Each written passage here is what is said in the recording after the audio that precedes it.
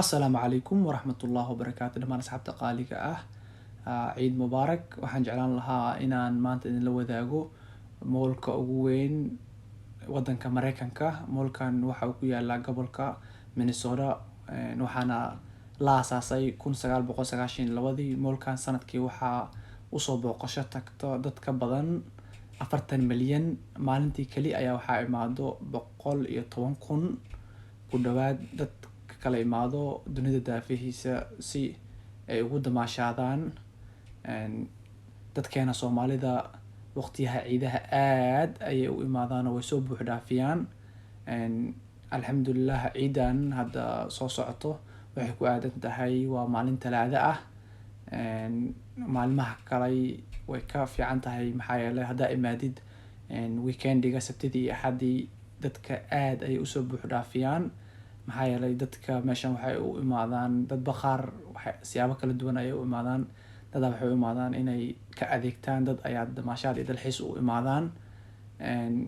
Mid kali aan jeclaan lahaa inaan u sheego waalidiinta waxaa waaye in ay soo xirtaan dhar sports ah, khaasatan haddii rag aad dhar sports inaad soo xiratid.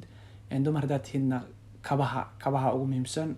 Waxaan arkaa maamooyin badan oo soo xirta kabaha oo labiska ah markay meesha imaadaan oo ay soo socdaan wax yar ka bacdina ay ku adkaato maxaa yeelay ilma ayaad wadaa. Ilmahana maanta dhan way ka soconayaan oo way ordayaan. Waxaa la rabaa inaad il gaar ah ku fiirisid maxaa yeelay gobolkan waxaan ka wadaa moolkan waa moolka oo ugu badan oo ilmaha laga afduubto. Midaasna waalidiinta inay ogaadaan daraasad la suubiyo ayaa lagu sheegay.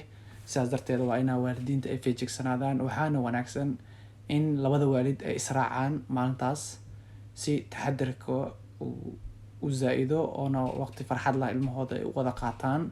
Moolkan wax walba ayaa laga helayaa sida ujeedaan. Wax walba oo qofka u baahan yahay ayaa laga helayaa. Inkastoo Soomaaliyan aniga waxaan badanaa taageeraa in dharka iyo waxyaabaha Soomaalida moolalkooda laga helo in ayaga laga gato maxaa yeelay waa ajirna waa ka helaysaa. Wayna fiican tahay inaad dadkaaga hormarisid oo aad dhiirigelisid. Lacag walbo oo aad haystid oo meel walbo alaab Soomaali dad ay leedahay ay gadaysid inaad ka gadatid ayaa fiican maxaa yeelay dadkaaga waa inaad hormarisaa. Laakiin meeshan waxaa badanaa waxaa loo imaadaa in haddii ilmaha waa maalintooda in alaabihii wixii ay ku cayaarayeen ay ka helaan iyo inaad isla cunteysaan oo isla faakihaystaan. Assalaamu calaykum.